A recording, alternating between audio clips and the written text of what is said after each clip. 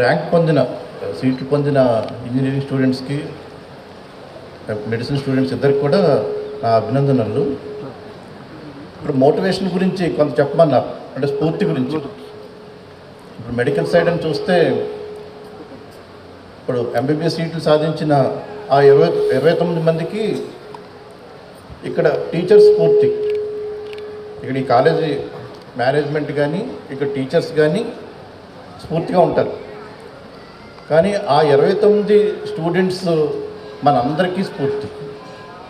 ఆ 29 మంది స్టూడెంట్స్ ఇక్కడ +2లో ఉన్న వాళ్ళకి, +1లో ఉన్న వాళ్ళకి, ఇప్పుడున్న స్టూడెంట్స్ అందరికీ స్ఫూర్తి ఎవరు అంటే సీట్లు తెచ్చుకున్న ఆ 29 మంది స్టూడెంట్స్ బట్టి. అంటే వాళ్ళని మనం ఆదర్శంగా తీసుకోవాలి. ఇప్పుడు ఆంధ్ర మెడికల్ కాలేజీలో రుక్మిణి సీట్ సంపాదించింది.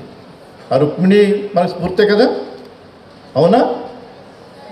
ఆ అమ్మాయి అలా నేను పేర్లు చెప్తాను, నువ్వు చెయ్యి పైకెత్తే వాళ్ళందరినీ ఒకసారి చూస్తే వాళ్ళందరికీ స్ఫూర్తిగా ఉంటావు. నువ్వు ఎవరైతే సీటు సంపాదించారో వాళ్ళ పేర్లు గుర్తుపెట్టుకుని వాళ్ళని రోజు గుర్తుపెట్టుకుని స్ఫూర్తిగా తీసుకోవాలి. నేను ఆంధ్ర మెడికల్ కాలేజీలో చదివాను. ఆ అమ్మాయి అక్కడ సీటు సంపాదించింది.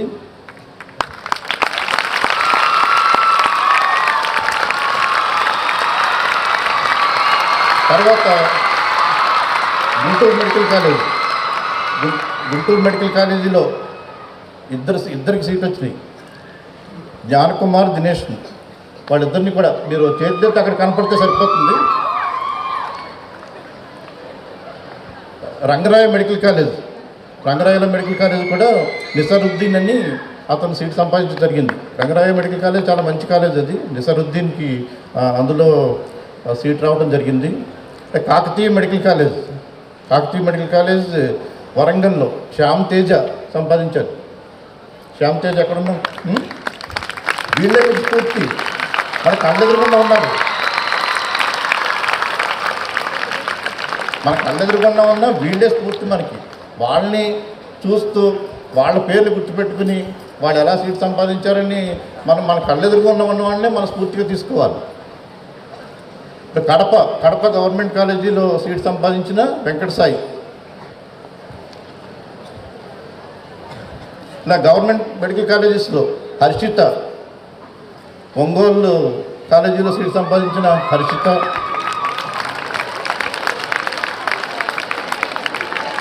చంద్రహాసిని, రాజమండ్రి గవర్నమెంట్ మెడికల్ కాలేజీలో సీట్ సంపాదించిన తను. అంటే గవర్నమెంట్ మెడికల్ కాలేజెస్ అంటే గవర్నమెంట్ మెడికల్ కాలేజ్ ఎక్కువగా పెట్టడం వల్ల ఎక్కువ మందికి సీట్లు అందులో లభ్యమైనవి. ఈసారి రాష్ట్రంలో గవర్నమెంట్ మెడికల్ కాలేజీలో ఎక్కువ మంది సీట్లు పొందడం జరిగింది.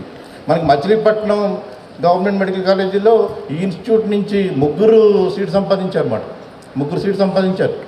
మణిశంకర్, కమలాకర్, హితేన్, వీళ్ళు 3 కూడా మచిలీపట్నం కాలేజీలో సీట్ సంపాదించడం జరిగింది. ఆశ్రమ్ మెడికల్ కాలేజీలో అయితే 5 సీట్ సంపాదించారు. 5 ఆశ్రమ్ మెడికల్ కాలేజీలో సంపాదించిన వాడు. లాస్య, శరణ్య, జ్ఞాపకశ్రీ,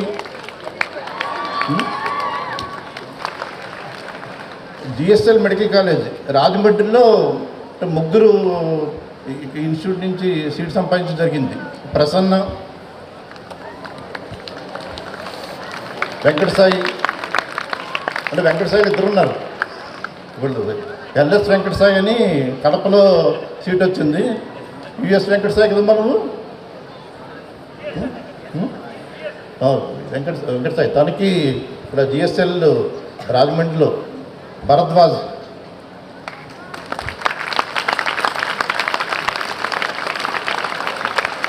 తరణి అనే అమ్మాయికి మన Pinnamaneni Siddhartha institute of medical సైన్సెస్లో సీట్ సంపాదించుంటాను. తనకి అభినందనలు తెలియజేసుకుంటాను. ఇంకా దినేష్ సాయికి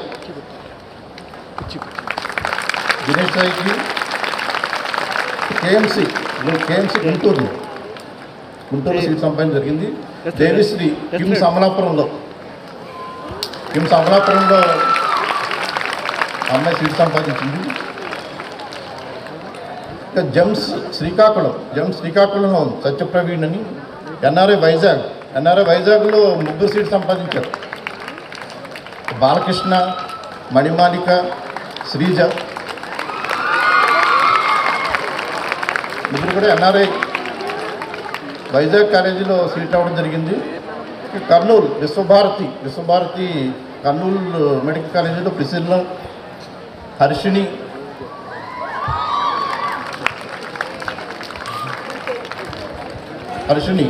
కానీ గీతం వైజాగ్లో సీట్ సంపాదించింది. ఇక చివరగా పాలమ్మి పూలమ్మి మల్లారెడ్డి గారని ఆయన ఎన్నో కాలేజీలు స్థాపించారు. ఆ మల్లారెడ్డి మెడికల్ కాలేజీలో లహరి సీట్ సంపాదించింది. నాకు ఇక్కడ రాకముందు వీళ్ళెవరో తెలియదు నాకు. కానీ ఇక్కడికి వచ్చి ఒక 29 మంది సీట్ సంపాదించారు ఎంబీబీఎస్లో అంటే మరి వాళ్ళ ఎంత ఇన్స్పిరేషన్ వాళ్ళకి. 29 మంది సీట్ సంపాదించారంటే ఎంత కష్టపడ్డారు, ఎంత ఇన్స్పిరేషన్ వాళ్ళు ఎంతమందికి మోటివేషన్. వాళ్ళ పేర్లైనా గుర్తుపెట్టుకోవాలి కదా, వాళ్ళ పేర్లు గుర్తుపెట్టుకోవాలి కదా.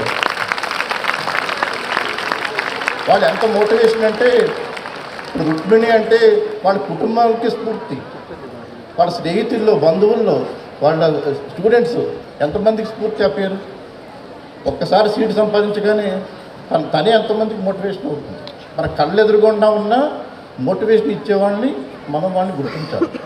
ఈరోజు +2 స్టూడెంట్స్ ఈ 29 మంది పేర్లు మీరు గుర్తుపెట్టుకుని మీరు నిరంతరం వాళ్ళని గుర్తెచ్చుకుంటా ఉంటే మీకు 100% గ్యారంటీగా సీట్ వస్తుంది. మనకు అది గుర్తుండాలి.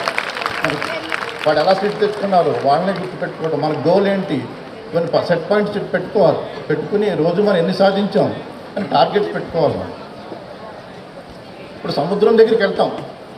సముద్రం దగ్గరికి వెళ్ళిన తర్వాత వలేస్తే చేపలు పడతాయి, లోతుల్లోకి వెళ్తే ముత్యాలు దొరుకుతాయి. నుంచుని చూసేవాడికి, సముద్ర తీరం దగ్గర నుంచుని చూసేవాడికి ఏమి దొరకదు కదా. వలేస్తే కనీసం చేపలైనా పడతాయి, బాగా లోతుకు వెళ్ళిపోతే ముత్యాలు దొరుకుతాయి. అలా మనం నుంచుని చూసి వచ్చి వెళ్ళిపోతే మనకి ఏం దక్కదు. ఒక కథ చెప్తాను, దాంట్లో ఎంతో విలువైన అర్థం ఉంటుంది అన్నమాట. ఒక శిల్పి ఒక విగ్రహం చెక్కి దేవుడి గుడిలో పెట్టాలని ఒక విగ్రహం చెక్కాలని వెళ్తే ఒక 2 పెద్ద రాళ్ళు కనపడ్డాయి. 2 రాళ్ళు కనపడితే మొదటి రాయిని నిన్ను చెక్కి నేను ఒక విగ్రహాన్ని తయారు చేసి గుడిలో పెడతానని చెప్పాడు. ఆ రాయి ఏముందంటే నన్ను చెక్కొద్దు, నన్ను ఏం చెయ్యొద్దు, నన్ను చెక్కొద్దు అంది. అప్పుడు రెండో రాయి దగ్గరికి వెళ్ళి అదే చెప్పాడు, నీకు నీ రాయిని చెక్కి నేను ఒక విగ్రహంగా తయారు చేసి దేవుడి గుడిలో పెడతానన్నాడు. ఇప్పుడు రెండో రాయి ఏముందంటే చెక్కు విగ్రహంగా తయారవుతాను కదా, నేను చెక్కినా కానీ నేను విగ్రహంగా తయారవుతాను కాబట్టి నాకు ఏ బాధ ఉండదు, నేను ఇష్టంగానే ఒప్పుకుంటాను, నన్ను చెక్కమంది. అప్పుడు ఆ శిల్పి ఆ రెండో రాయిని బాగా చెక్కి దాన్ని విగ్రహంగా తయారు చేసి గుడిలో పెట్టాడు. గుడిలో పెడితే దానికి అందరూ విగ్రహానికి పూజలు చేస్తారు కదా, విగ్రహానికి పూజలు చేస్తూ ఉంటారు, ఎంతో గౌరవంగా ఉంటారు, ఎన్నో అభిషేకాలు చేస్తారు, ఎంతో పేరు తెచ్చుకుంటుంది కదా. ఆ రెండో రాయి అలా చెక్కబడటం వల్ల ఒక విగ్రహంగా తయారై అందరితోని పూజలు అందుకుంటాను కదా, గొప్పదైంది కదా. ఇప్పుడు మొదటి రాయి ఇప్పుడు అక్కడ జనం వస్తున్నారు, వచ్చి మరి కొబ్బరికాయలు కొట్టాలి కదా, కొబ్బరికాయలు కొట్టడానికి ఒక రాయి ఉండాలి కదా. ఆ మొదటి రాయి మీద కొబ్బరికాయలు కొడుతున్నారు వచ్చిన వాళ్ళంతా. ఆ రెండో రాయిని పూజిస్తున్నారు అందరూ. ఎవరైతే చెక్కబడ్డారో విగ్రహంగా తయారయ్యారో వాళ్ళు దేవుడి గుడిలో పూజింపబడుతున్నారు అన్నమాట. ఇక్కడ మన కాలేజీలో జరిగేది కూడా ఇదే. కాలేజీలో జరిగేది ఏంటంటే మిమ్మల్ని ఉత్తమ విద్యార్థుల భారతదేశంలోనే నెంబర్ 1 స్టూడెంట్లా తయారు చేయడానికి మీకు లెక్చరర్స్ నిరంతరం మీకు పాఠాలు చెప్తూ ఉంటారు కదా. మనకి కొంచెం దాచిపెట్టినట్టుగా కష్టపెట్టినట్టుగా ఉంటుంది, కానీ మిమ్మల్ని ఒక గొప్ప విద్యార్థిగా మీకు మంచి సీట్లు వచ్చేలా తయారు చేస్తారు అన్నమాట. అందుకని మీరు అందరూ కూడా గురువులకు ఎప్పుడు వాళ్ళు చెప్పింది విని కొన్నాళ్ళ పాటు మనం కష్టపడాలి. ఇప్పుడు ఎంబీబీఎస్ సీట్ వచ్చిన తర్వాత కనీసం 12 ఏళ్ళ పాటు కష్టపడాలి. ఎంబీబీఎస్ తర్వాత ఎండి 3 ఏళ్ళు, మరి డిఎం 3 ఏళ్ళు, ఆ తర్వాత ఇంకొంచెం ట్రైనింగ్ పొంది ఓ 12 ఏళ్ళ పాటు కష్టపడాలి. మనం 12 ఏళ్ళ పాటు కష్టపడితేనే మనం చాలా గొప్ప ఉన్నత స్థితికి వెళ్తాం, సమాజంలో అందరి చేత గౌరవం పడతాం.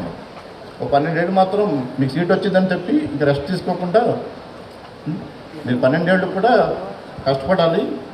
ఎప్పుడు ఏంటంటే ఉదయం ఎర్లీగా లేచి చదువుకోవాలి. ఉదయం ఎప్పుడు కూడా ఎర్లీగా లేచి చదువుకోవాలి. నాకు 10th క్లాస్ నుంచి కూడా ఉదయం 4ంటికే లేకటం అలవాటు. ఇప్పుడైతే ఇంకా ఉదయం 3ంటికే లేస్తున్నాను. 3ంటికి లేచి ఇప్పటికీ కూడా రివ్యూ చేస్తూ ఉంటాను అన్నమాట, ఈ కొత్త సబ్జెక్ట్స్ ఏముంటాయని అన్నీ. అంటే ఉదయం లేచి చదివిన వాళ్ళకి మంచి పొజిషన్ కలగలుగుతారు అన్నమాట. అప్పుడు ఎవరి డిస్టర్బెన్స్ ఉండదు, కాన్సన్ట్రేషన్ ఎక్కువ ఉంటుంది, ఫోకస్ ఎక్కువ ఉంటుంది. ఉదయం లేచి చదవాలి. అలా ఎప్పుడు కూడా మీకు కుందేలు తాబేలు కథ తెలుసు కదా. కుందేలు ఏంటంటే బాగా పరిగెట్టగలదు, కానీ రెస్ట్ తీసుకుంటూ ఉంటుంది. బాగా పరిగెట్టగలదు, కొంచెం స్పీడ్గా పరిగెట్టేస్తుంది, ఒక చెట్టు కనపడితే అక్కడ రెస్ట్ తీసుకుంటుంది. తాబేలు మెల్లగా వెళ్తుంది, కానీ రెస్ట్ తీసుకోదు. చివరికి తాబేలు ఎక్కుతుంది కదా. ఇందులో మనం తెలుసుకోవాల్సింది ఏంటంటే కుందేలుకి శక్తి ఉంది, బాగా పరిగెట్టగల శక్తి ఉంది. అదే రెస్ట్ తీసుకోకుండా పరిగెడితే ఎంత ముందుగా వెళ్తుంది. అలా మన లక్ష్యం చేర్చడానికి కష్టపడాలి. మనం ఇష్టపడితేనే ఏదైనా చేయగలుగుతాం అన్నమాట. అందుకని మీరందరూ కూడా ఇంకా ఉన్నత శిఖరాలు అందుకోవాలని, మీరు ఇక్కడ ఉన్న స్టూడెంట్స్ అందరికీ స్ఫూర్తిగా ఉండాలని కోరుకుంటూ సెలవు తీసుకుంటాం. Thank you sir for your valuable words to inspire our students. చూశారు కదా, ఇప్పుడు వర్మ సారు మొత్తం మాట్లాడిన తర్వాత టేక్ అవే ఉంటాయి కదా, టేక్ అవేస్ ఉంటాయి కదా. ఎవరైనా పెద్దవాళ్ళు మాట్లాడినప్పుడు ఆ రోజున మన ఇంటికి ఏం పట్టుకెళ్ళాలి. సో ఓ సినిమా చూసిన తర్వాత 2:30 గంటల సినిమా చూస్తాం, కొన్ని డైలాగులు గుర్తుంటాయి మనకు కదా, వాటిలో టేక్ అవేస్ అంటాం. సార్ ఇప్పుడు 56 ఇయర్స్ డాక్టర్ గారికి ఏజ్. మనం క్యాజువల్గా పట్టుకెళ్ళి మన వాళ్ళు బ్రోచర్ ఇచ్చారు అంతే. డైరెక్టర్స్ పట్టుకెళ్ళి బ్రోచర్ ఇచ్చారు, సార్ 29 మందికి సీట్లు వచ్చినాయి ఐఐటీఎం ఎలాగా. ఇంతకు వాట్సాప్ చేశారు, బ్రోచర్ కూడా కాదు, వాట్సాప్ చేశారు. పలానా పేరు ఉన్న వాళ్ళకి పలానా కాలేజ్ వచ్చిందని చెప్పి ఆ బ్రోచర్ వాట్సాప్ చేశారు. అసలు నేను స్టన్ అయ్యాను అనమాట. 29 పేర్లు ఏ కాలేజు. నేను ముందు అనుకున్నాను ఒక 2-3 పేర్లు ఫస్ట్ ఆంధ్ర మెడికల్ కాలేజీలో గుంటూరు గుర్తుంటాయేమో అనుకున్నాను నేను. తర్వాత నాకు డౌట్ వచ్చింది, సార్ చేతులు వెనకాల కూర్చున్నాను కదా, పేపర్ ఏమనుందామని డౌట్ వచ్చింది. ఇలా తిరిగారు, ఈచే ఖాళీ ఉన్నాయి. మళ్ళీ కడప అంటున్నారు, కర్నూలు అంటున్నారు, మళ్ళీ కేఎంసీ అంటున్నారు. ఇలా చూసి నాకు స్టన్ అయ్యింది. ఏంటంటే this is the reason how he could get in to Andhra medical college, how could he get admission in DM. 2 సీట్లు 3 సీట్లు ఉన్న చోట స్టేట్ లెవెల్ ఆ రోజున ఫస్ట్ ఎందుకు తెచ్చుకున్నారు. ఇందాక ఇంకో మాట విన్నాను, మొన్న వర్మ సార్ను సాయిరాజ్ సార్ వెళ్ళినప్పుడు ఇందా చెప్తున్నారు అనమాట. డాక్టర్ గారిని కలవడానికి వెళ్ళినప్పుడు డాక్టర్ గారు మాట చెప్పారు, ఇది చాలా ఉపయోగపడే మాట. ఈ మాట నేను సార్ చెప్తారేమో అనుకున్నాను. వర్మ సారు సాయిరాజ్ సార్ ఇందా చెప్తున్నారు, ఆయన ఎగ్జామ్ ఎందుకు రాసేవారు, ఎగ్జామ్కి వెళ్ళేటప్పుడు ఆయన ఫీలింగ్ అంటే మీరేమనుకుంటారు జనంగా, ఎగ్జామ్కి వెళ్ళి బాబాయ్ ఏమొచ్చేస్తాయి అందులో, ఇదే కదా భయం మనకి. అసలు నేను కనీసం 50 అయినా తెచ్చుకుంటానో లేదో, 100కి 20 అయినా తెచ్చుకుంటానో లేదో అని మనం అనుకుంటాం కదా. అంటే గ్రేట్ పీపుల్ ఒక్కోటి. ఇప్పుడు ఇవాళ మీటింగ్ నుంచి మీరు పట్టుకెళ్ళాల్సినటువంటి ఒక take away, most important take away అదే, మ్యాన్ ఆఫ్ ద మ్యాచ్ ఆయన ఇవాళ. ఏంటంటే అది ఆయన మీకు చెప్పలేదు కానీ ఇప్పుడు నేను చెప్తా, ఆయన చెప్పింది. వర్మ సార్తో సాయిరాజ్ సార్తో మాట్లాడుతూ అన్నారట, ఎగ్జామ్కి వెళ్ళేటప్పుడు నాకు ఒకటి అనిపించేది, నాకు తెలియంది ఇందులో ఏముందో తెలుసుకోవాలని ఎగ్జామ్ రాసేవాడిని. How super it is. ఏమంటే బాగా ఎక్కడ ఏ బుక్లో దొరకవి నాకు, ఎక్కడ మనకు తగలలేదు. నేను చాలా బుక్స్ చదువుతాను, ఎక్కడ దొరకలా. అంటే బహుశా మరి ఆయన మైండ్లో ఉండేటువంటి థాట్ ఇవాళది కాదు, when he was a child. Just entrance exams రాసేటప్పుడు అప్పుడు ఆయనకు వచ్చి, అంటే ఎంత కాన్ఫిడెంట్గా ఉంటే ఆ మాట వస్తుంది. పెట్టు పేపర్ ఇయ్యి చూద్దాం, నాకు తెలియని ఇందులో ఏముంటుంది, నువ్వు తయారు చేసి పెట్టరా బాబు అంటే అర్థం ఏంటంటే నువ్వు ఏదైతే ఇచ్చావో కరికులము, ఏ బుక్స్ అయితే నేను చదవాలో ప్రతి పేజు, ప్రతి లైన్, ప్రతి వర్డు ఎక్కడుంది, ఇక్కడ ఉంది. నాకు తెలియదు నువ్వు ఏమిస్తావరా, ఏం బిగుతావు పేపర్ పట్టరా అని చెప్పి అంటే కాన్ఫిడెన్స్. అది ఎప్పుడు వస్తుందా కాన్ఫిడెన్స్? ఏమిరా చదివితే వస్తుంది, లైన్ టు లైన్ చదివితే, అవసరమైతే 1-2 సార్లు చదివితే వస్తుంది. నేను అలా అన్నానన్నా దాన్ని తేలికనే తీసుకున్నాను. ఓకే, చాలా మంచి ఆలోచనతోటి ఉన్నారు అని చెప్పి నాకు ఇక ప్రాక్టికల్గా ఆయన చూపించేశారు. ఏంటది 29 పేర్లు అలాగే ఇంకోటి చెప్పారు, గొప్ప విషయం. ఇందాక ఆటలో గుర్తుపెట్టుకున్నారు అనుకున్నాం కదా, అప్పుడు అంటున్నారు మధ్యలో నుంచి కానీ వెనక నుంచి ముందుకు కానీ ముందు నుంచి వెనక కానీ అన్నీ గుర్తుంటాయి అన్నారు. అరే ఆయనకి భార్య, పిల్లలు, పెద్ద హాస్పిటల్, రోజు 250 మంది 300 మంది పేషెంట్లు, ఎంతమందిని పెట్టుకుని 29 మంది పేర్లు గుర్తుపెట్టుకుని ఎవరు అడగరు. ఏమన్నా ఎగ్జామ్ పెడుతున్నాం సార్కి, మీరు చెప్తే మీకు మేముంటే ఎత్తామని చెప్తామా? సార్ వచ్చి మీరు సార్ కనపడితే చాలు, మాట్లాడక్కలా, వచ్చి ఒకసారి అక్కడ నిలబడి వర్మ హాస్పిటల్ చైర్మన్ గారు అంటే చాలు మా పిల్లలు మోటివేట్ అవుతారని చెప్పి మనం పిలిస్తే ఆయన మిమ్మల్ని దృష్టిలో పెట్టుకుని ఒక ఇన్స్పిరేషన్ కోసం ఆయన ఎందుకు గుర్తుపెట్టుకున్నారమ్మా? 56 సంవత్సరాల వయసులో ఎంత బిజీగా ఉండేటువంటి నేను అడ్డంగా, నిలువుగా, పైనుంచి కిందకి, కింద నుంచి పైకి ఎలా పడితే అలాగా ఏకేస్తా అని చెప్పి మొత్తం పట్టుకొచ్చి మనకు ప్రూవ్ చేసి చూపించారు. మీకేమున్నారా, మీకేం కష్టాలు ఉన్నాయి చెప్పండి, ఏం బాధ్యతలు ఉన్నాయి చెప్పండి,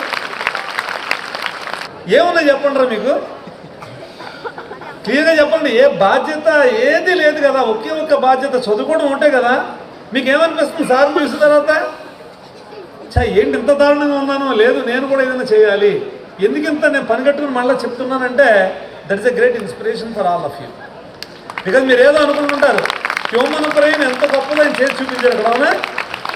ఏమరా ఇంకో విషయం చెప్తాను. నాకు తెలిసి సార్ ఆ పనికిరాని చెత్త అంతా ఏమి లోపల వేసుకోరు. ఏమండి సార్, కరెక్ట్ సార్, పనికిరాని ఏది తీసుకోడు. ఒక్కసారి చెప్పండి సార్, మీరు సోషల్ మీడియాలో ఏమన్నా 10 గంటలు 12 గంటలు ఏమైనా స్పెండ్ చేస్తుంటారు, ఇంటి ఒకసారి చెప్పేస్తే. అంటే ఉదాహరణ డిఎం ఎంట్రన్స్కి వెళ్ళినప్పుడు నేను రాసినప్పుడు స్టేట్లో 3 సీట్లే ఉండేవి. 1995లో 3 సీట్లే, అంటే వైజాగ్లో ఒకటి ఉండేది, హైదరాబాద్లో 2, ఉస్మానియా, గాంధీలో. అందులో ఫస్ట్ అటెంప్ట్లో స్టేట్ ఫస్ట్ ర్యాంక్ సాధించడం జరిగింది ఫస్ట్ అటెంప్ట్లోనే.